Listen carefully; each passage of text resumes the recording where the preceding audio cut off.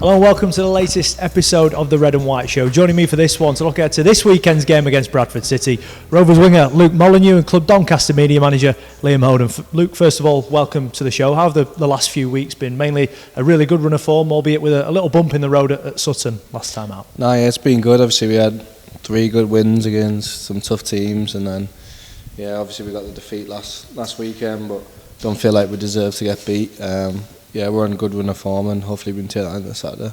The league's so difficult to predict at the moment, isn't it? It almost feels like whenever Rovers win a game, the teams around them win. Whenever they lose a game, the teams around them lose. So nobody's really making a break for it, and other than maybe Stockport in that top 7. Yeah, it's still tight. Like you said, whenever we win a game, lose a game, it feels like we're dropping off, but we're not. We're still in and around there. We're only a couple of points off playoffs, and like I say, if we won on Saturday, we would have been in them playoffs. That's how tight it is. So we just need to keep being consistent, and then I'm sure we'll get the rewards. Liam, that one at Sutton was incredibly frustrating, wasn't it? A strange old game, you know. George has the chance at 0-0, then Keelan has one at 1-0. On another day, Rovers could have been coming away with, if not a point, then maybe even all 3. I think perhaps that first half deserved them to be ahead. You know, the football that were produced at times were outstanding.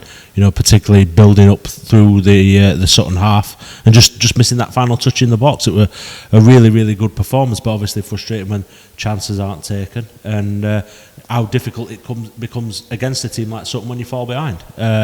But again, one to take encouragement from, and not let it knock you too much off your stride from this run of really good results.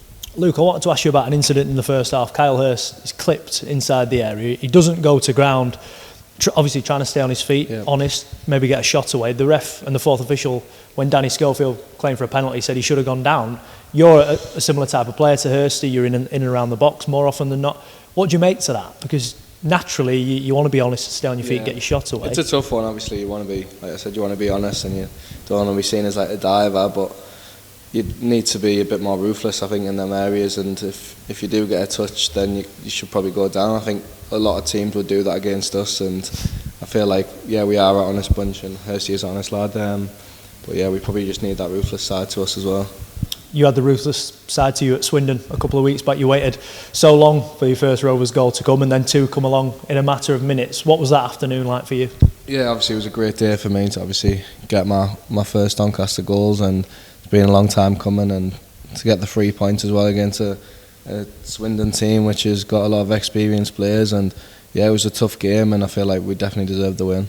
Was there a lot of frustration let out from within when that first one went in and you wheeled away to celebrate? Yeah, obviously I had a lot of pressure on myself to get that first goal, and just a lot of weight off my shoulders to get that goal, so yeah.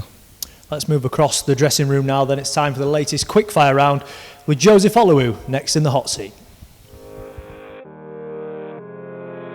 Joseph Oluwu, age 23. I was born in Nigeria, Ibadan, but I was raised in southeast London, Bermondsey.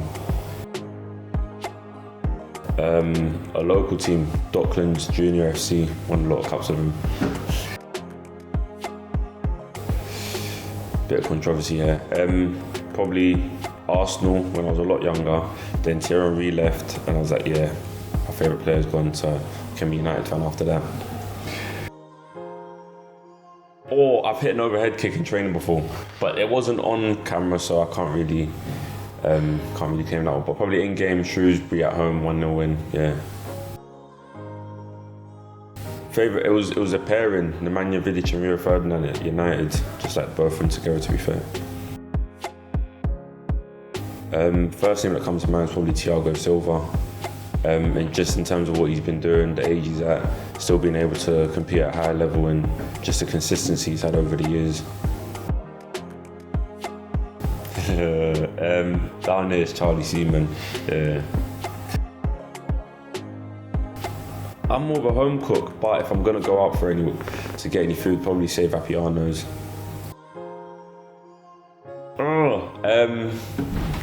This ain't gonna be a political answer. It's probably double cheeseburger at McDonald's, Non-footballing talent. I play the drums. Athletics. definitely. I've just finished Boston Legal. It's a bit of a throwback, but it's a good one. It is a good one. Ooh, bit of gospel at the moment, yeah. Dawn of the Planet of the Apes. Don't ask me why. Just yeah. Either Will Smith or Idris Elba. Boom. I think probably a couple of years ago now, to be fair, just to go with them, trip away with the family to Dubai. Do high jump and athletics. I think I can freeze time. Being able to freeze time, yeah. Probably just playing the drums and just like music and stuff, I'm being honest, yeah. I'll probably have to dip into Big O's endurance. Goodness me, can run for days, that would be nice, I'll be honest. Match with the pace, oof, yeah. Luke Joseph says in there, as a youngster, he switched from supporting Arsenal to Man United. What do you make to that? Yeah, it's a shambles. Like, yeah, I think you got to be fair, I can't say too much. I was Sunderland all my life, but I had a little stint where I was Man United at one point. But yeah, I've still got to say I'm still Sunderland. But to switch from Man United to Arsenal's a bit different. I suppose when in the North East you had that Sunderland there, it's easier to switch to Man United than Newcastle United, isn't it? Yeah, that would never happen. No chance. One other interesting aspect of that Q&A there, Liam, Joseph saying his non-footballing talent was he can play the drums fairly well. There's nothing he can't do, is there? No, I think there's a bit of musical talent in that changing room, really. I see a few of them have mentioned that. It's been good for unearthing little gems like that one. And yeah, I think we might have to get some instruments and get them playing. Any instruments you're particularly good at, Luke? No chance. I'll stay away from them. How big has it been to have Joseph back in the team the last couple of weeks? He's certainly added a different dimension, hasn't he? Yeah, it's been massive. Obviously, he's been out for a long time, and to see him back on the pitch and performing well has been huge for us, and he's been solid as well. Our Blackburn loanee James Brown started Rovers' last 5 games in Sky Bet League 2. He's looking forward to his first taste of a Yorkshire derby this weekend. Brownie, Bradford City, the next test in League 2 this weekend. It's a real mouth-watering clash, that one, isn't it? Yeah, big game, bit of derby as well, so it's going to be a big crowd there. The league table as well, we're very close to each other. I think there's only 2 points in it as well, so could be a 6-pointer really, yeah. After a little setback at Sutton, how determined are the lads to sort of pick up where they were just before that game? Just look at how we played before that really, and we played well against Sutton, so you know the results gives us a bit of confidence. 3 wins on the bounce, and we could have easily won that game the weekend. I know obviously the scoreline matters at the end of the game, but I think the first half we were flying, so we have a lot of positives to take out of the game. Had big chances to win it as well, so I think even though we lost, I think we're still on a good run, you know, playing well. The manager made a point of when you were winning the game saying, listen, we won't get too carried away with this, it's still each game as at a time, and even when you lose a game, that's still got to be the mantra, hasn't it, for the squad? Yeah, that's it, yeah. Like there's so many games, and as well that was our 5th game in 2 weeks, so you know we have to take that into consideration as well. We're doing well lately, we're in a good run of form. I know we lost, but as I said, you know, 3 wins on the bounce and playing well, so we're confident enough going into the game, yeah. After Saturday, Tuesday for the past couple of weeks, has it been nice to sort of reset, if you like, this week and have a blank week where you can get plenty of work done on the training pitch? Yeah, definitely. I think all we were doing was reviewing matches and then looking at the next game ahead, so we had no real time to settle and recover. So this week might make a bit of a difference. As I said, it was the 5th game in 2 weeks, so maybe that had an effect on us, and we lost in the second half. So fresh bodies this week, get a few lads back from injury as well, and hopefully we'll do well this week, hopefully. How do you feel you've settled in? You've had plenty of game time, haven't you? Sort of after coming on at Mansfield, it's been pretty much every game you've started. So how have you found it so far? Yes, so far so good. Really enjoying it here. I think it's helped me, the fact that there was a lot of midweek games. I think the more you play, the more you grow closer with the lads and staff, get a better relationship with people. So if it doesn't feel like a month or two, it feels like a lot longer, to be honest, with all the games. But no, I'm happy how it's gone so far and really enjoying it. Yeah. The manager wants you and James on the other side to play as high as possible. Does that make you enjoy it even more? The fact you're involved, whatever's happening, whether you're defending or attacking, you're always there or thereabouts. Well, yeah, definitely. And you know, obviously winning games, it makes it a lot enjoyable as well. Like, you know, but we play good football, and and that's a big part of it here. So yeah, no, look, I'm really enjoying it. So far so good. I know we haven't won every game, but we have done well in the time that I'm here. So I'm happy with how it's going. Yeah. Bradford bringing 4,000 fans this weekend. It's a Yorkshire derby. You don't need any more motivation than that as a group, do you, to go and get the win? Yeah, well, the league table alone is motivation, and then the crowd on top as well. So yeah, look, it's a massive game, and obviously a big game for the fans as well. So you know, we're at home, so hopefully we use the home advantage and get behind our fans. Liam, 5 straight starts for James Brown, showing the ability he's got, and also that durability, you know, to come in and play 5 games in the space of 2 weeks. It's been a real godsend for Danny Schofield. It has, and I think that was the value of bringing in a player that has played a fair amount of games this season, and one that's kind of used to the rough and tumble of this league and what it puts you through in terms of the schedule. He's done really well, James Brown. You know, we heard a lot about when he came in, about his numbers this season and what he'd produced while he was on loan at Stockport, and I think he's shown that fantastic crossing ability. We saw him combining with James Maxwell for the goal last week in that one, and it's great to see someone getting forward, supporting players like Luke and providing those dangerous balls into the box. Yeah, when you lose a player like Kyle Noyle midway through the season, Luke, it's always a difficult one to take, isn't it? But having Brownie come in, a man who's played a lot of games, as Liam said, 22 I think in total for Stockport, he's settled in seamlessly. Yeah, definitely. I can remember obviously playing against him earlier in the season against Stockport, and yeah, like I said, it's obviously it was a big miss to lose Noyle. I had a good connection with him and we worked well down that right side, but now Brownie's here and he's fit straight in, and obviously like we got that run of games together, and now we're forming a good partnership and linking up really well. Yeah, the way he's settled in without much fuss, Liam, is probably the best compliment you can pay to him, isn't it? Massively. Again, I said losing a player, as you mentioned, like Kyle Noyle, who's been such a big part of this team over the last sort of 18 months. You kind of want somebody to be in there as quickly as possible, as seamlessly as possible. And again, someone who has played a number of games, has experience and can handle that. And James has done that superbly. We'll see him come up against another former Rovers right back in Brad Halliday at the weekend, won't we? And Brad, in his couple of years with Rovers, very consistent, wasn't he? Very similar to James in a way of always, you knew what you were going to get from him. Yeah, definitely. You know, and I think we saw a good deal of improvement from Brad while he was here. You know, particularly in that going forward and being released forward to do that, which we're seeing with James at the minute. So, be an interesting test this weekend that Brad poses.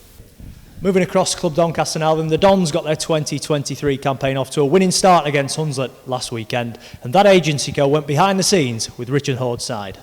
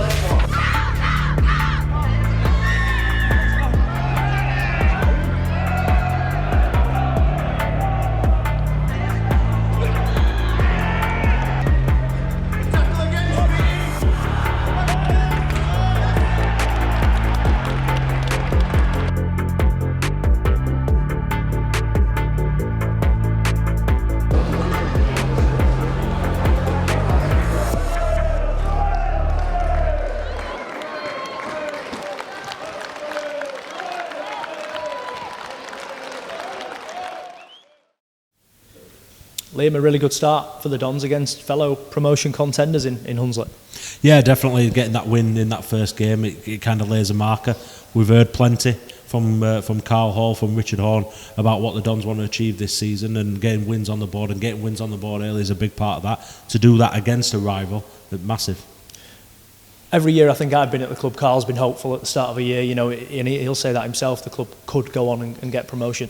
Something feels a little bit different in the air this time around. There's a lot more, it's genuine, isn't it, that belief that after 2 grand final defeats on the bounce, it could well be third time lucky. Yeah, it's the next step, isn't it? They've just fallen short on 2 occasions in a row, and now you're looking for them to go and targeting that top spot. That is difficult in a division like this, in the setup of promotion like this, to go and chase that one spot, particularly when there's teams coming down that are spending a considerable amount of money to return to the Championship. It feels a little bit more like a level playing field. We know things have been stepped up from the Don side of things as well. So all in all, and the really good feeling that there is about the place at the minute, that can really drive the Dons forward and hopefully get over the line. Luke, I know when you were with Hartlepool you won promotion there, and in any sport, if you can get that momentum and get that winning feeling, that culture, and keep a dressing room similar as well, you know, same bodies, add a couple of bits of quality to it, that can go a long way, can't it, no matter what sport you play? Yeah, definitely. Like you said, dressing room's massive. I think if everyone gets on well and you have that belief that you can perform every week, and that'll take care of itself. And like you said, if you're going to run a run of games, then that's huge and gets you right up the league. Liam, Bradford, the next test then.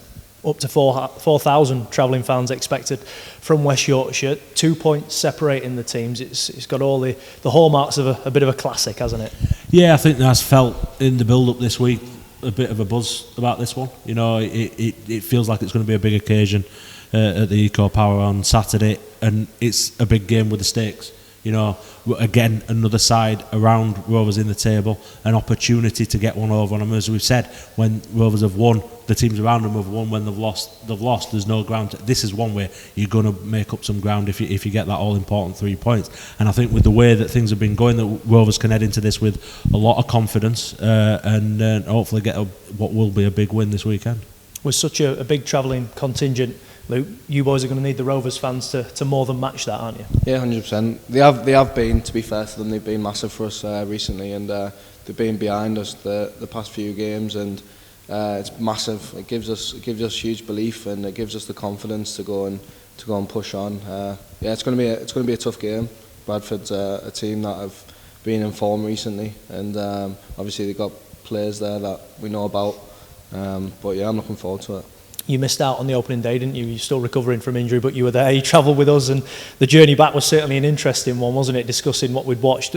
What did you make to it that day? Yeah, it was a mad start of the season, to be honest. It was, I think, everything that you didn't expect was going to happen happened. Obviously, with like the tackle Ravs, which was a nasty one, and then Tomo getting sent off, and then it was just a lot of stuff going on, and obviously their player got sent off at the end of the game as well, and then to come away from that game 0-0, you'd probably say we had some good chances to even nick it as well, but to get a point from that game with 10 men for most of the game, I think it was a good achievement. I think Big O said in press on Thursday, Liam, didn't he, that a lot's changed since then, most notably maybe that Adam Clayton could well be lining up in the opposition ranks on Saturday. What do you make to that midfield battle? You know, you've got the experience of Smallwood and Clayton on one side, haven't you? And Rovers have then got the technical ability of Ben Close and the energy of Harrison Biggins. Yeah, I think that energy could be a big factor, really. You know what Bradford can produce. We've seen it when Adam Clayton was here. He's still got that technical ability, that ability to play the ball around at will, really. And we know that we've got that as well in Ben Close, but I think that energy of Harrison Biggins could be massive if he's in there. Charlie Lakin as well, who's played a lot in that position recently and done really well. He's shown those legs as well. So I think that could be where the key battle is on Saturday afternoon. And people always say, Luke, don't they, listen, this game was a long time ago, there's not any sort of grudges held, we move on. But there always is from the fans, isn't there? In particular, the Bradford fans and the Rovers fans will all remember what happened on the opening day. Yeah, obviously with the injury to that player as well, which was massive for them. But like we said, that a lot's changed from our behalf, and we've got a completely different team than the start of the season, as well as obviously the manager as well. We have a different philosophy, we have a different style of player. So I think it's going to be a good test good test for us, but I feel like we're definitely good enough to easily beat this team.